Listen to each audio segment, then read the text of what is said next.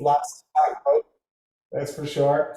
Okay, so tonight we're going to keep working on these tunes, eh? The Troy's Wedding and the Jig of Slurs, and we looked a little bit at Cliffs and Moher. I think I thought I heard somebody playing Cliffs and Moher there when we were getting on, but if we didn't, we should. We did it a long time ago. It's a great tune. It's one of the most ubiquitous Irish tunes there is going.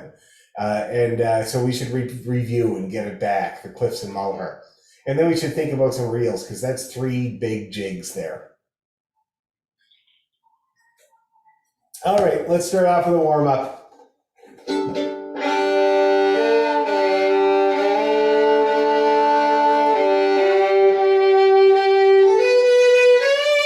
Okay, so let's start now. Let's see. We got the Jig of Slurs and Troy's Wedding in the key of D. So why don't we start off in the key of D this evening? Did you send out, was it Troy's wedding? I did. Yeah, we worked on it last time too. I wasn't there, so I'll look it up. See I'll if I send got it to you right now. No problem. Okay, Take thanks. a second here. No problem. Easy for me. I just got to do this. There we go. And that's to Deborah. All right. Okay, but in the meantime, let's work on the key of D. And I got my tuner on, and I just tuned up my fiddle real good. So let's do it.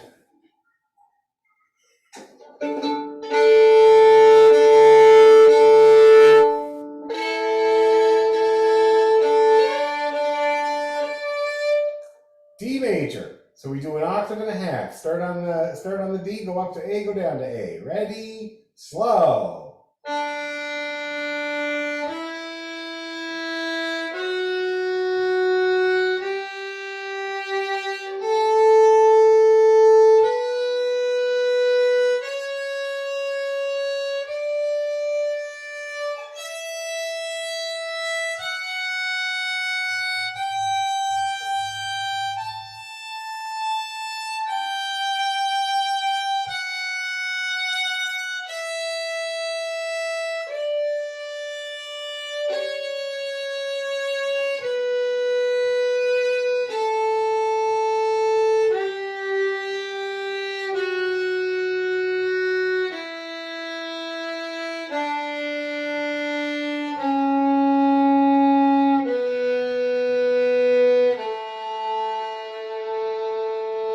Okay, arpeggio.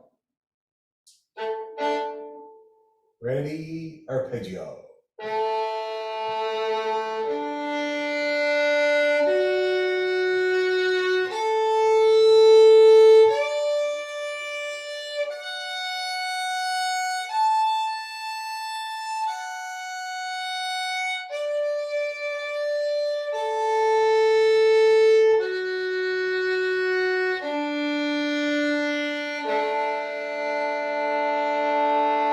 Oh man, I'm doing real good, and I'm playing with my tuner, trying to be, bang on the money. And I was noticing today, I made a class for a video for my beginner class today, and I was working on we're doing G major and A minor, and I was working on the A minor, and I was noticing the tuner. Now, if you guys use Tunable, I don't know if you know, but what the middle line, the little black line in the middle does, or what it's for. People often ask me about it, but what we were working on in the beginner class is steadiness of bow. And what I have people doing right now is, and I don't know if you guys have ever done this or I've ever talked about it, but it's even good for intermediates. All this stuff is good. But I was having people play Twinkle Twinkle with a complete stop of the bow in between each note.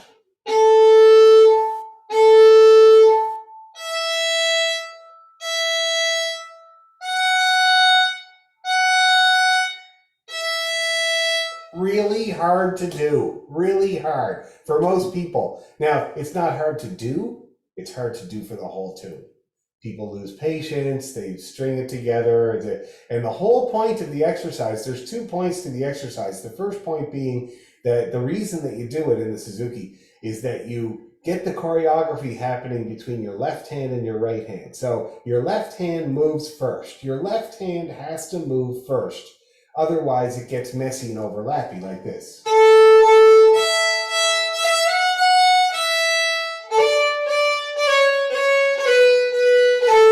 See, and that is a very familiar sound for a lot of adult learners, right?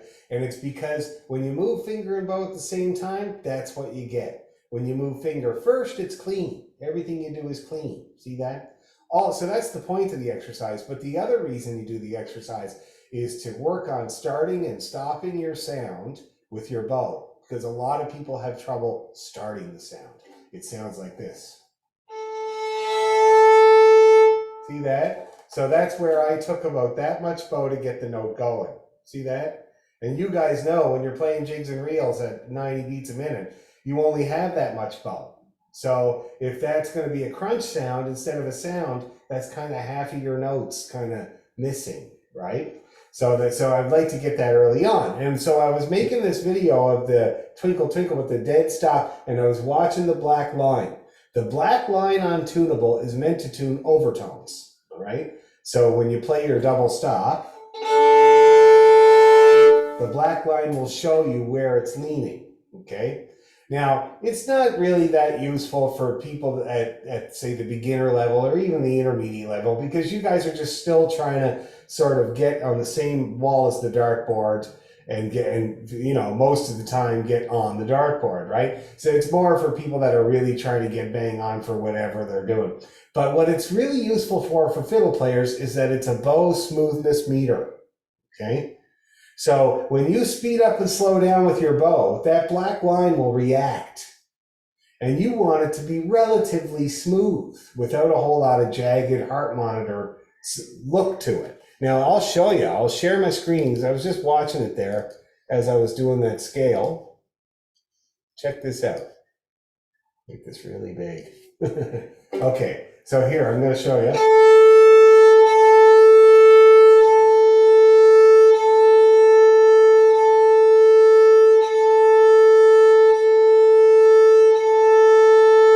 So you can see what kind of a line that makes for each note, fairly straight. And then when I go to turn around, you get a little blip. See that? Because you're suddenly slowing down and it really drops the pitch and then comes back up. See that? So when I'm doing the scale,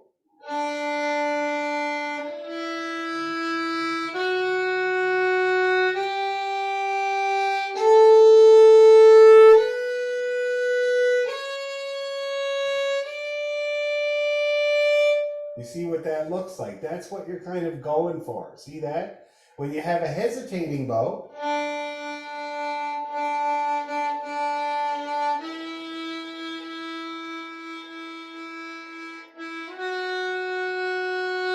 that's the picture that you get. You see that? So it can be really useful to keep your eye on to make sure you're moving the bow steadily and with a purpose. See that?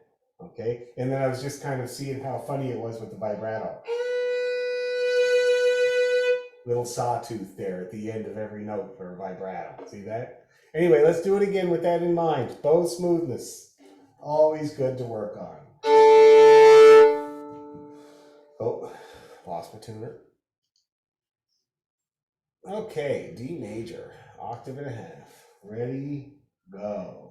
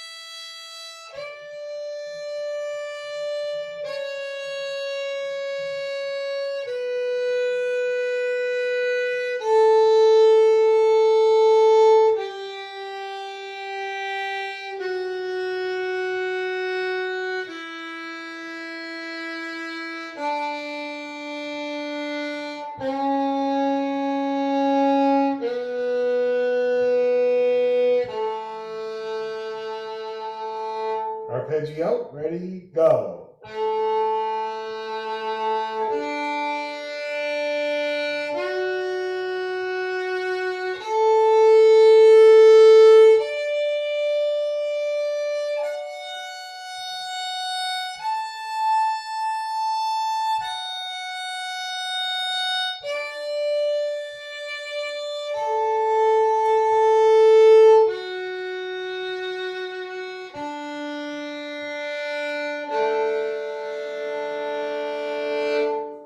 How's everybody feeling about the key of D? Not too bad? Let's up the tempo. Do it again. It's going to be like this. We're going to see where they land. Okay, Deborah's trying to get her fiddle in tune, which is a good thing to do before you do a scale. Here we go. A 1, 2, 3, go.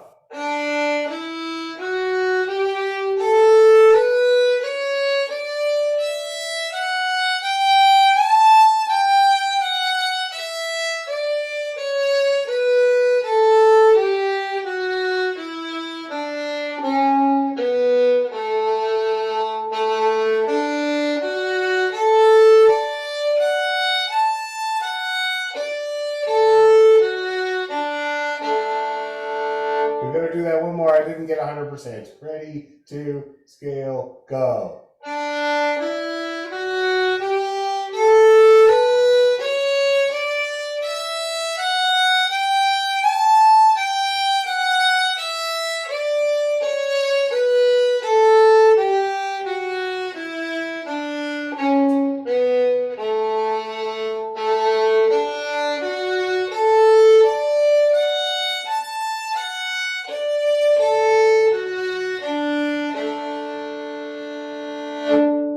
Woo! That was better for me anyway. How's everybody feeling about D? We warmed up? Very, very good. Okay. So let's start with Jig of Slurs because it's so much fun and not that hard and not insane like Troy's wedding. What a wedding. My God, I can't imagine what that was like. Very crooked, if the tune says anything about it. I played a wedding on Saturday here in Toronto. It was the party after a wedding. And it was Scottish people that have a British accent. I don't know if you've ever run into these people. They're like precious Scottish people that are very kind of high class. And my dad would say when they wear the kilt, it's ruffles down to here. And they were actually quite precious and a bit of a pain in the arse, to tell you the truth. And when they finished the speeches and it went all quiet, and I said to the brother-in-law, it's gone all quiet, and he said, yeah, somebody make a speech. And I said, well, you're the MC. I think that's your job. And he said, I did my bit. I was like, oh, okay. I said, well, I'll get up and play a few tunes then. I'll just need a beer. And he said, good luck with that. Yeah, precious Scottish people won't even get you a beer. Okay, let's do it. Jig of Slurs. Okay, I better get the music up so I don't confuse anybody. I play like 4 different versions of this tune. And I remember your guys' version is a little particular. I don't want to confuse anyone. Okay, Jig of Slurs. Oh yeah, I remember this version now. So let's start off at this tempo. And we'll go up from there. We're going to do it a couple of times. Ready, 2, 3, go.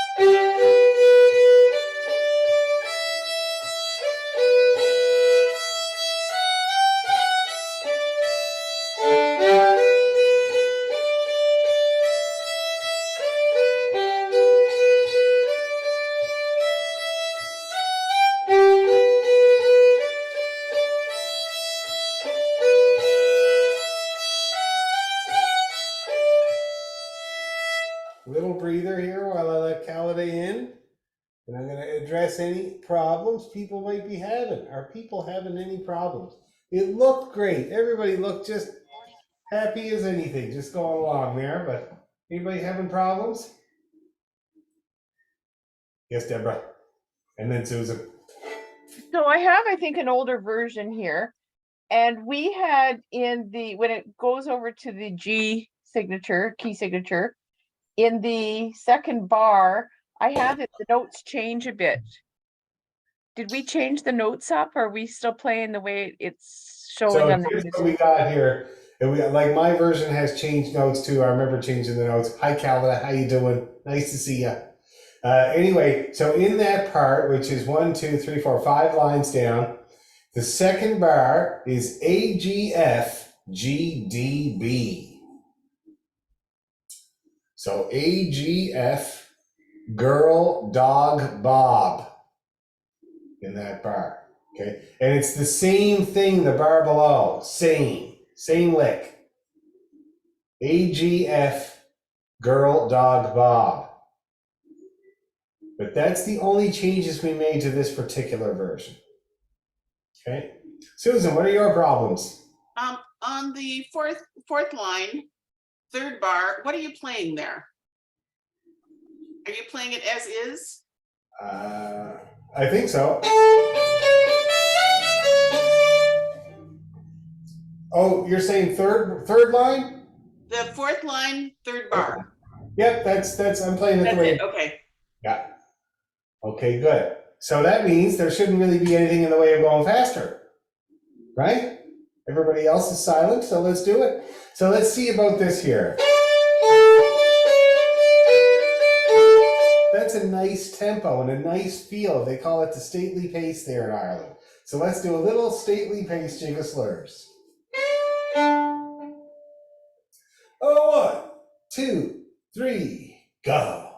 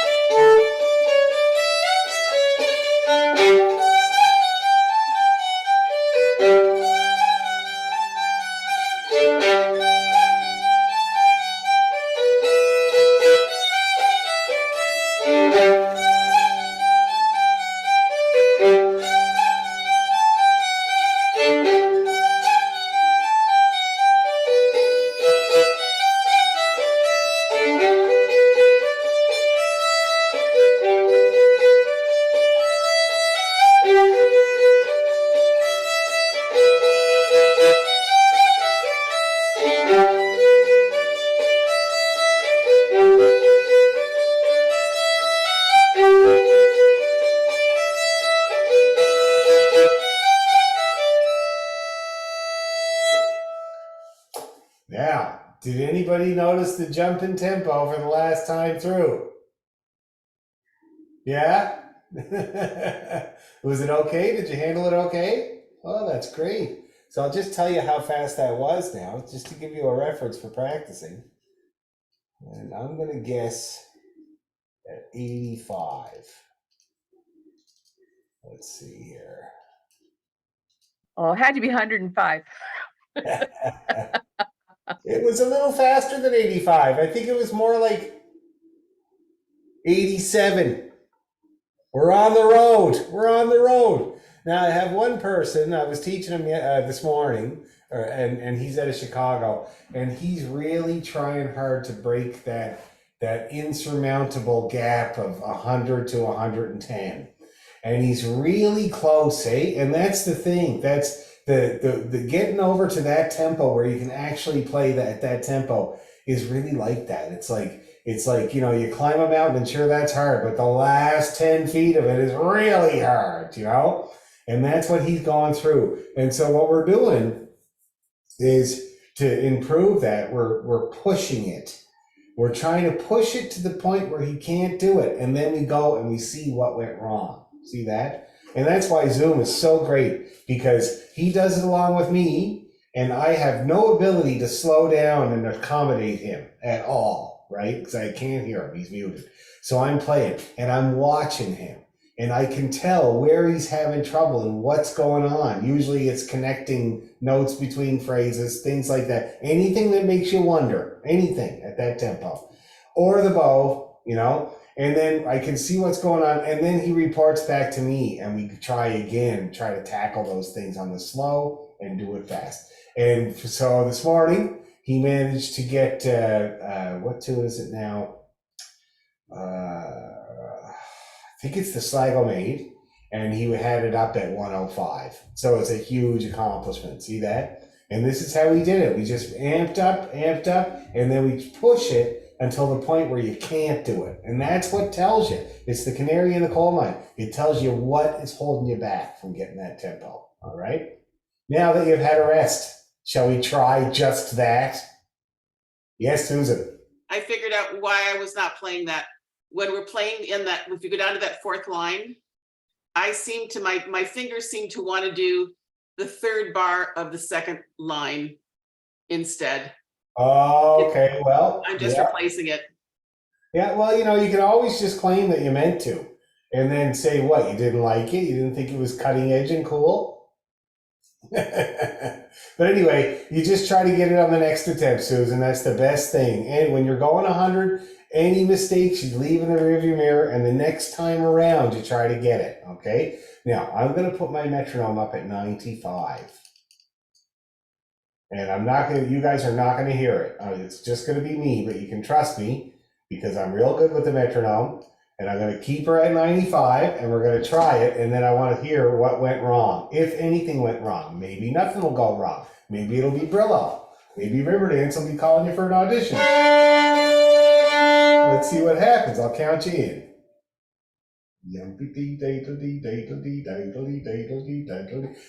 1, 2, 3, go.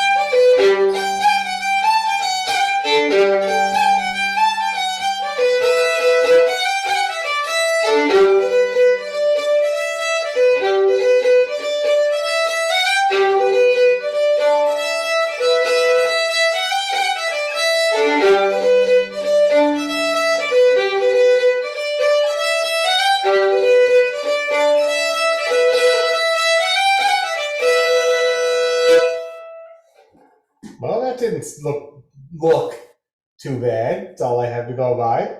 How did it go, everybody? It was okay. Okay. So there you go. So this is we've reached a new baseline with our tempo here. We're just going to keep working it until it gets up to, say, 100. Now, with jigs, the number is always higher on the metronome because it's only 6 notes per measure instead of 8. So whereas a reel is going to be about 100, a jig is usually going to be about 110. And I'll just give you an example of what it's going to sound like at 110 when we get it up there. So.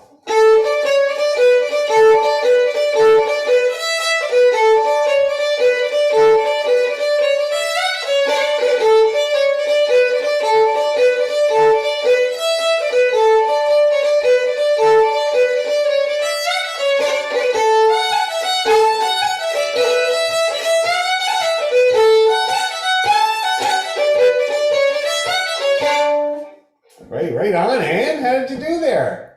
Did it go okay? I mean, my wrist gets a little stiff, but it's kind of fun to try. That's great. No, I was glad to see you trying. Now, which wrist just gets stiff? My bowing wrist. Your bowing wrist. Not too relaxed.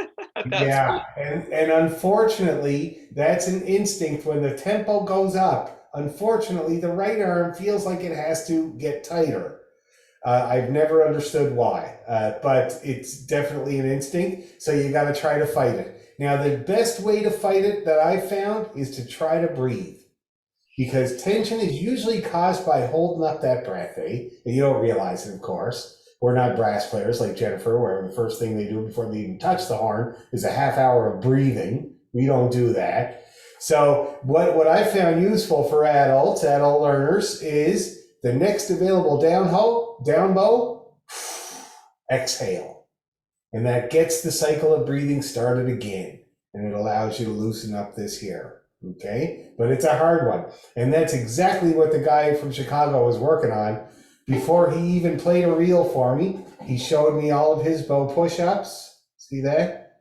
Hand bowing. Try to bow with the hand. And we did a little bit of this here.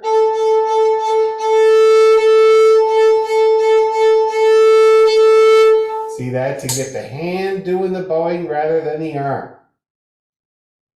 Okay, does that make sense? Maybe next time we'll really focus in on that, because I did that with the beginner class 2 weeks ago. We did a whole scale like this.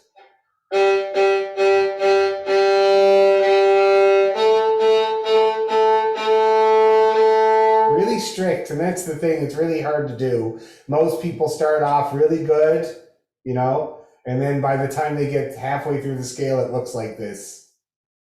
Because it's hard to tell. You know, and that's why the Zoom screen is so good. So anyway, keep that in your mind, because we'll do a bit of that next time. And to prepare for it, I think I've talked to you guys about this before, but to prepare for practicing hand bowing, you're going to work on bow push-ups, number 1.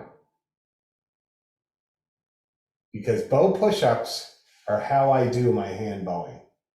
Up bow, down bow. Up bow, down bow. See that? And make sure you're not doing it like this. That is not going to help you at all. Or like this. I can't say I've ever seen anybody do that, but I've seen plenty of this where people think they're doing it, but they're just doing that with their wrist. So you want to clutch that bow up. Use the knuckles in your finger and in your thumb to do that. And then when you get a little bit of success there, you put it on your bow, on your fiddle, and here's your down bow, and here's your up bow. See that? Here's your down bow, here's your up bow. Okay. And then you could do a little bit of this. Hand, hand, hand, hand, arm, arm. Hand, hand, hand, hand, arm, arm. If you want to take it to the extreme, you do a complete stop. Hand, hand, hand, hand, arm, stop, arm, stop. See that? Start to combine those skills there. Okay, so I want you guys to work on those mechanics this week of the bow, starting with the bow push-ups and then trying to do little notes. Look at this. Clean little notes.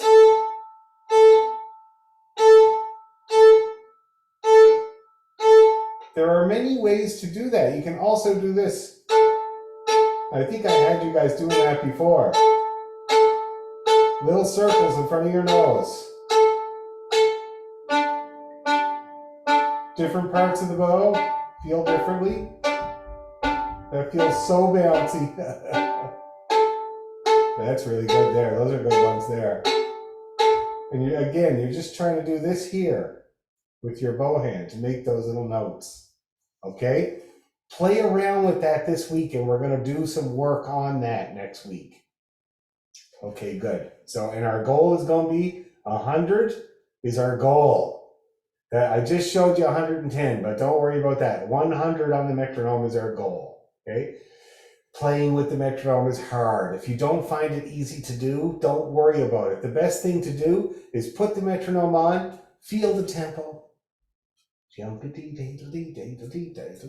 and then go ahead and try it without bothering with the metronome. See, you might stay with it, you never know. Even a stop clock is right twice a day, right?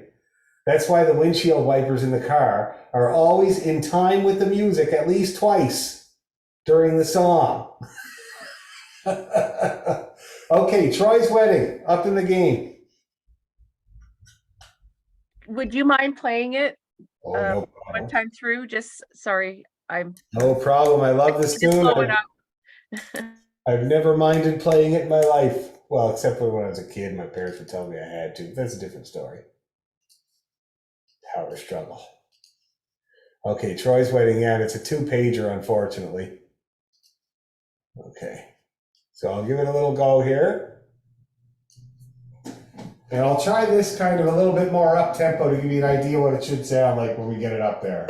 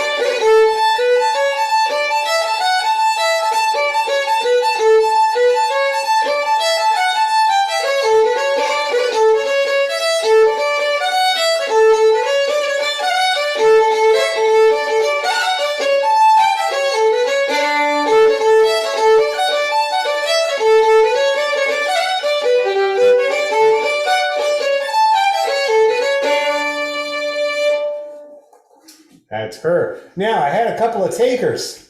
Elizabeth, how did you do? Oh, there were a couple of patches I could keep up, but that's it. Okay, so mostly a divorce. Yeah, mostly. Okay, or at least a separation. How about you, Calida? How did you do with that tempo? Good, actually. Yeah, it was like I got just a little bit off at like the second part. Yeah, But yeah, it was actually surprisingly good. excellent. Very good. You see, young, supple wrists that don't know about tension yet, right? Nothing to be tense about. Well, you're in high school. You got lots to be tense about. My God, what am I saying? Anyway, okay, so that's how she sounds, and that's how she's going to sound when we get her up to 100. Now, let's give it a try, not at 100. Nice and easy. This tune was a struggle for me and my brother when we were little. The syncopation part was a struggle, and so we came up with something to do instead while Dad and Sean did the syncopated part. And then I was quite happy with myself when I finally was able to do it. Okay, so let's try it kind of like this.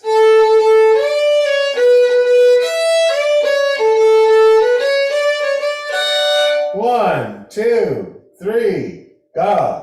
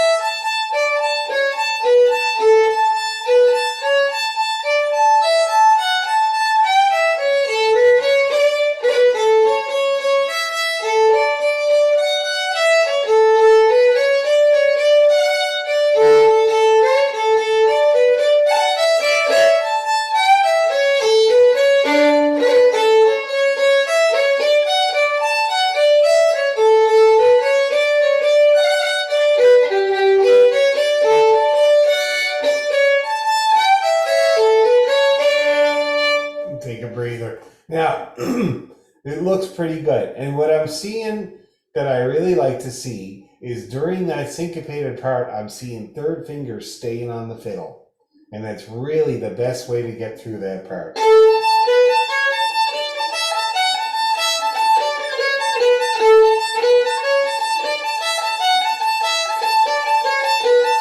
See that? It only popped up twice for the whole thing. And the reason that that makes it so much better is because, of course, first of all, it's less work and makes it a little bit smoother. But also, there's so many A's in that part, so many high A's, that you want, every time you go over to play it, you want it to be exactly the same A, not a slightly different A. And so keeping the finger down the whole time can really add to that quality, make it sound smoother and stronger, because it's the same A every time. So that is looking really good. Everybody looks great doing that. Anybody having any problems before we try it a little faster? Anything. I'm here to help. I love problems. All right, well, let's give it a go then. A little tiny bit faster.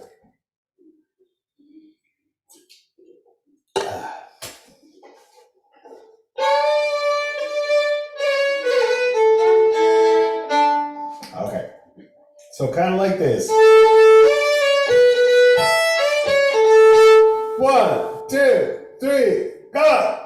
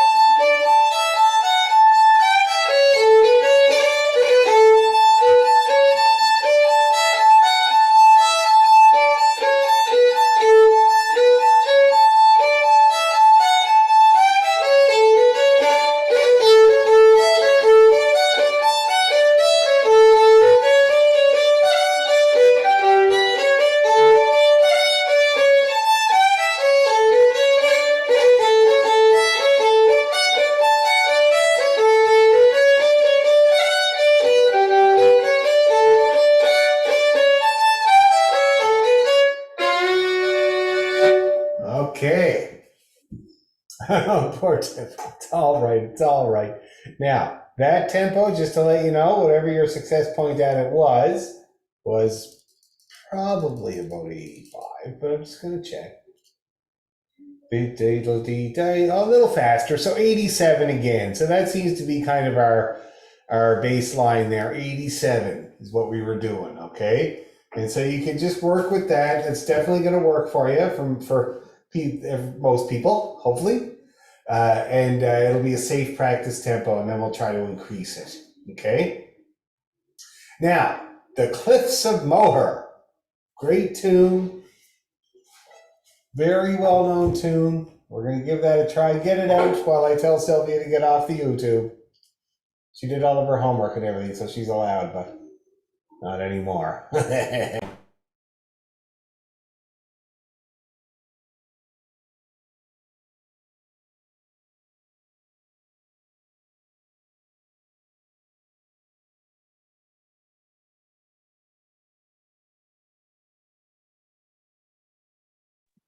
How's retirement, Susan? You're muted. Well, 2 half-days a week certainly seems to stretch into more.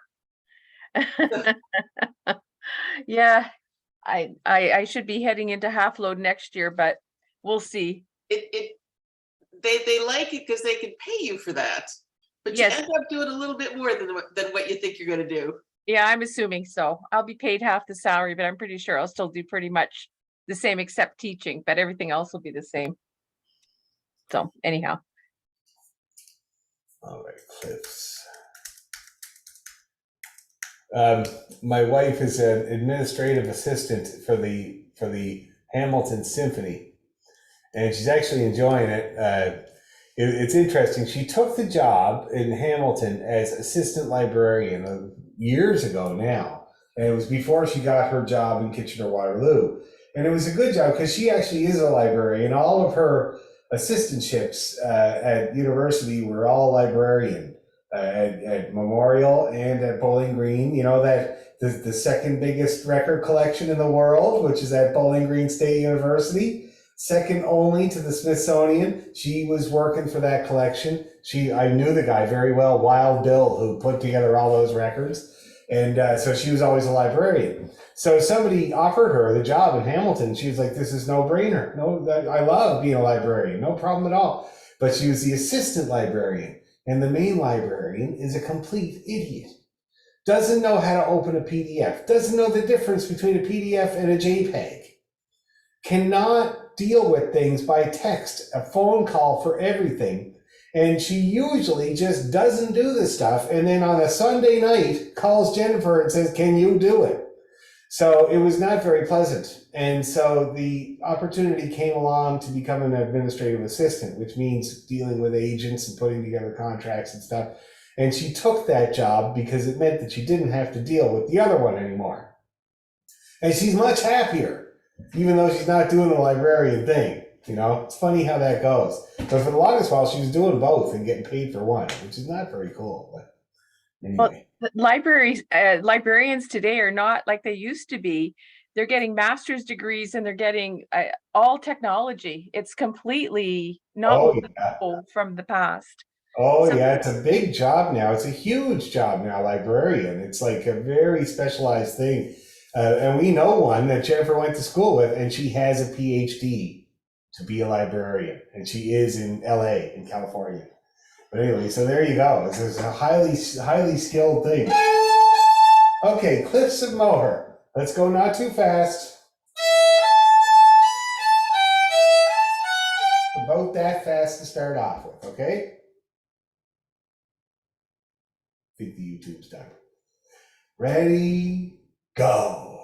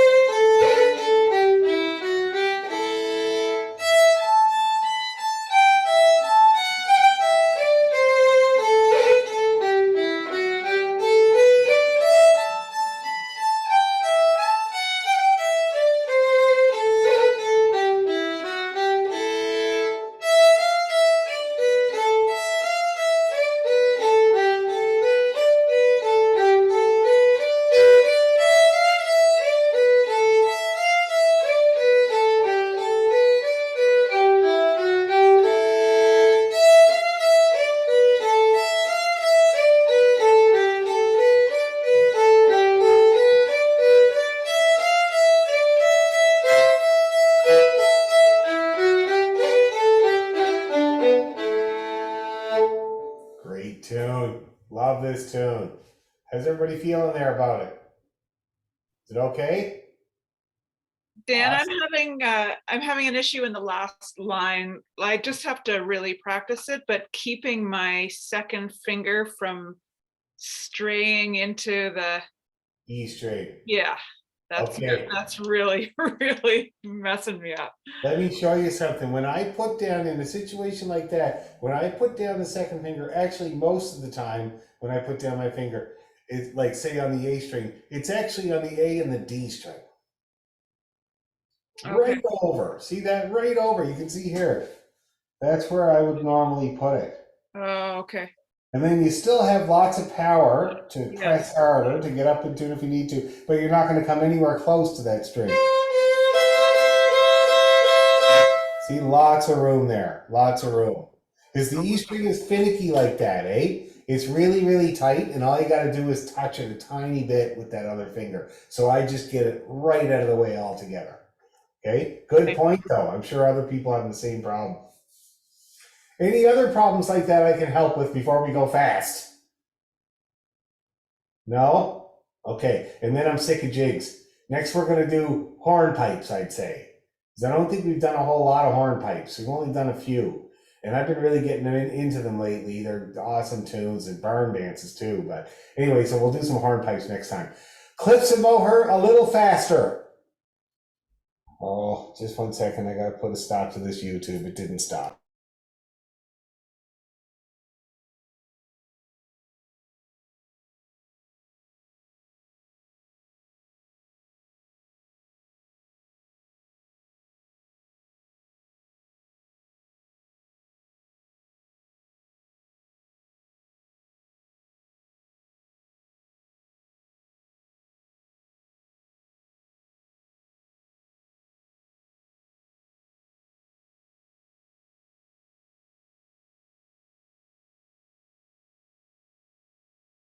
Okay, YouTube is definitely over now. Apparently, it was still going because the kitten was sitting on the remote, so it's not her fault.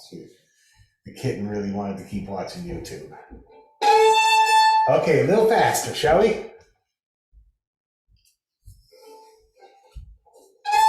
So it's going to be kind of like this. 1, 2, 3, go!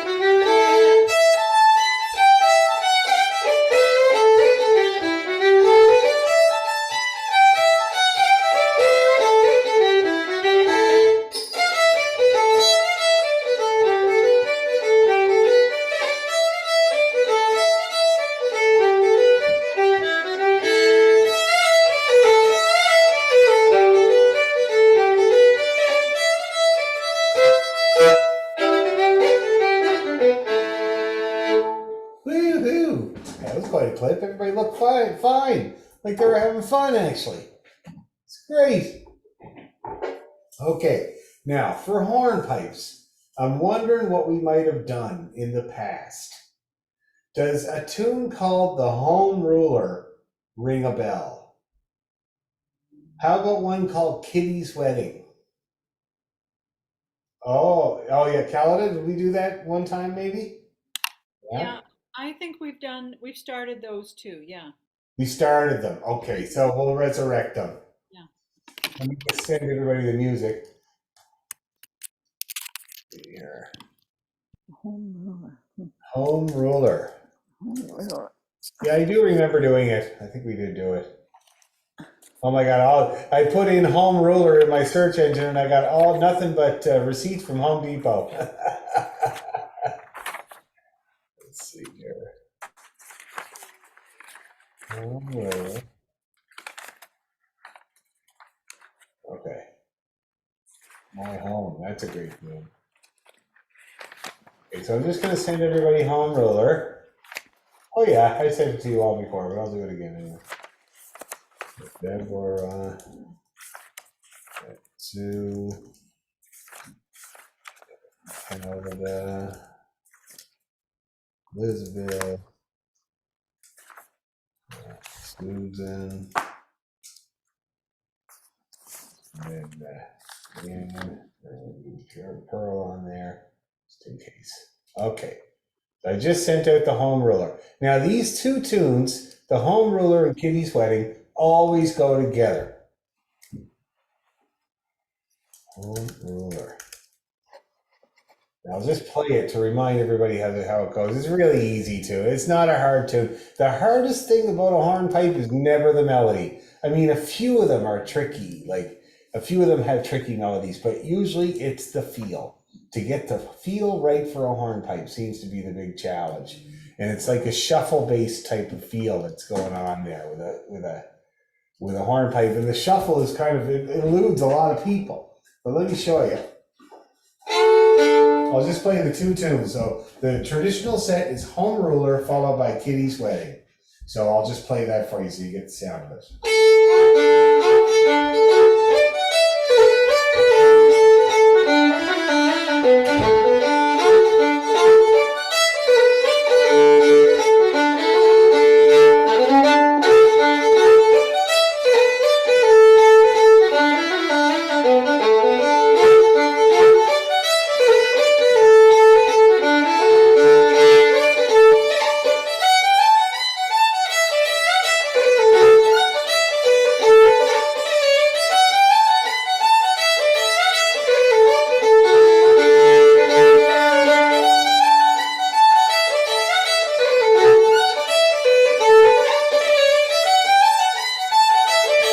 And then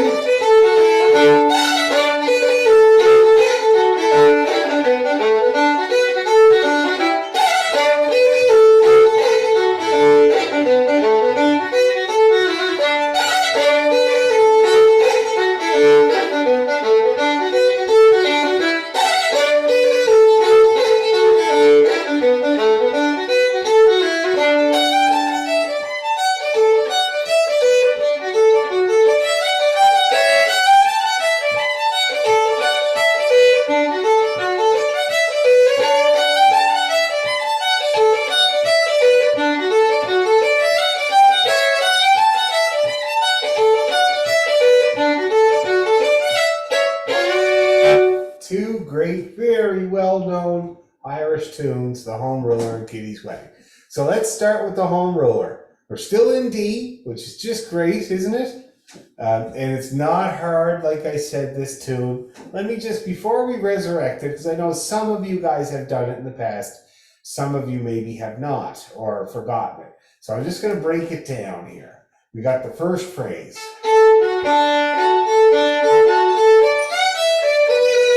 Isn't that a nice arpeggiated phrase there, D arpeggio?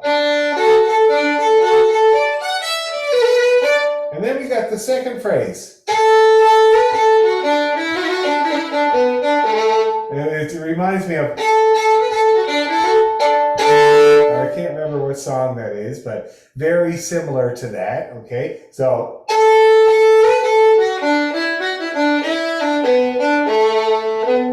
And then we got the first phrase again. And then we got the second phrase, but with an ending tail, which is a big FDD. That's the ending of that part. See that? And then in the second part, we got this here. That's the first phrase. It does that kind of AFBFA, down we go thing. And then we got this here. I love this. Little filler phrase there. And then you do the first phrase again. And then we got the ending. And again, that's kind of the second phrase with a different tail.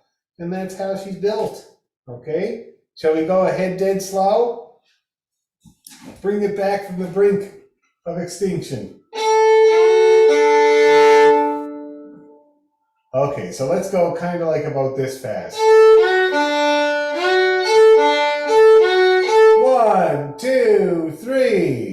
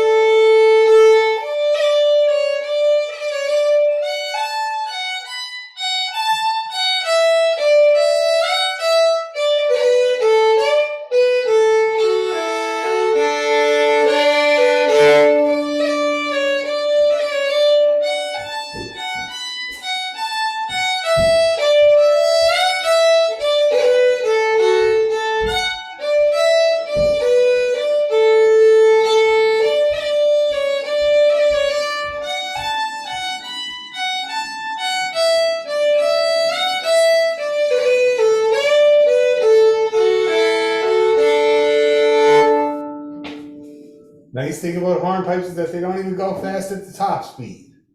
So that's nice. But that was definitely way too slow for a hornpipe. But how did everybody do? You're remembering it? Good. For the people that haven't ever done it before, is it getting in there a little bit? It's not hard. Not hard. Mostly just a familiarity thing. It's got a nice flow. Oh, I love it. Yeah. Been playing this tune a long time. Hey, Anyway, Dan, can we speed her? Yes. like, I'm curious what characterizes or distinguishes a hornpipe from a jig or a different like reel or whatever. Very good question because it takes a few different forms. This is an Irish hornpipe. An Irish hornpipe is a dance. It's a solo step dance, and it's also a Cayley dance, which is kind of like an Irish square dance. Okay? If you've ever seen a girl or a guy, Irish dancer, do a hornpipe, it's unbelievably energetic. It's a triplet-based dance. So while I'm going daddle dumpy daddle dumpy daddle dumpy daddle day daddle day, she's going dickety dickety dickety dickety dickety dickety dickety dickety dickety dickety like that, all around like that. See that? And that's where you get that triplet, that shuffle sound. Diddly diddly diddly diddly dumpy daddle dumpy daddle dumpy daddle day daddle day dumpy daddle da. See that? That's what a hornpipe is in the Irish tradition. Okay. Scottish hornpipes and, say, American hornpipes are basically the same as reels. So, and it's confusing because a lot of people, when they get started, like say in Cape Breton music, and you play the Saratoga hornpipe,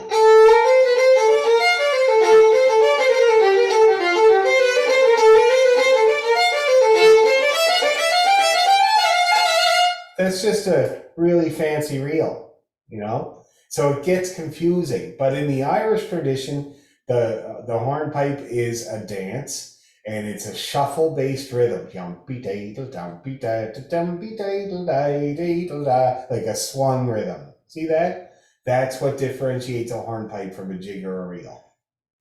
Okay, is that your question? Yeah. All right. Cool. So we try it a tiny bit faster. I think it'll actually help. Hornpipes, when they're really slow, it's hard to see the melody going by. So we'll just pick it up the tiniest bit. Okay, so it's going to be kind of like this.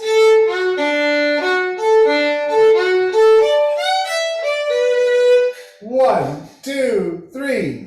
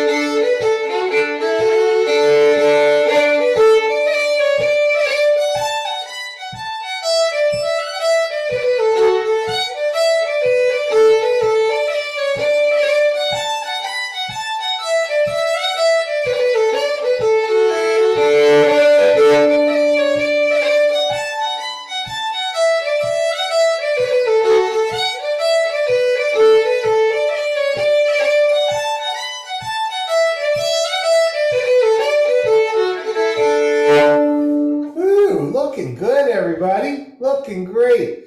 Now let me send you Kitty's wedding because we're just barreling along here with these. This is great. We're gonna have to learn some new stuff at some point, but I'm bound and determined with all of my classes and groups and everything to not learn so much new stuff as to get the stuff that we already know up to a speed where you want to play it and you want it to sound like it should, you know? Anyway, so I'm going to send this to you guys here, Kitty's wedding, just in case. Oh, you know what? I think I could just reply all. Yeah, because you're all on there already. Okay.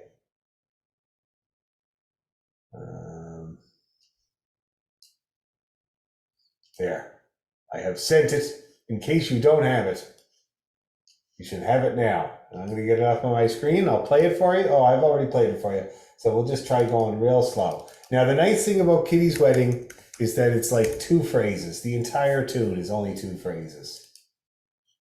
And so we'll get it back really quickly here. Okay, now here, I'll just give it a little go since you're looking at it, just to remind you.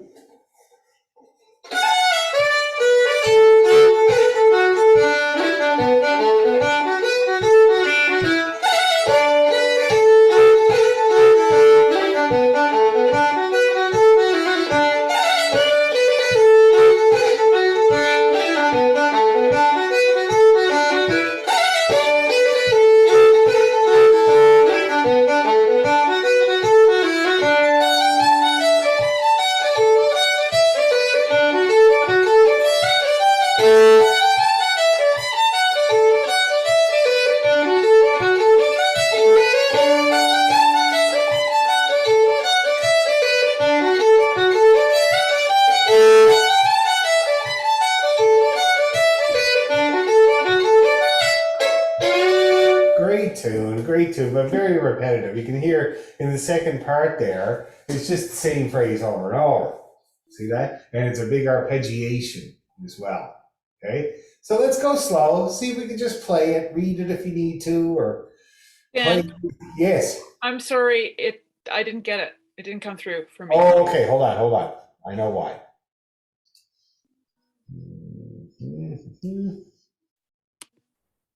Forward. And Thank you. no problem. Running magazine. Oh, okay, great. There. Okay. You should have it there now. Okay. And I never run anywhere, not even for the bus. Let's do it. I do other exercises, but I hate running and I always have. I like the bike. I never got to get on that anymore either. When I first moved to this city, it was my main way of getting around with the bike. $60 from the place down the road. It was pink. Okay, let's go. Let's just read it nice and slow. A 1, 2, 3.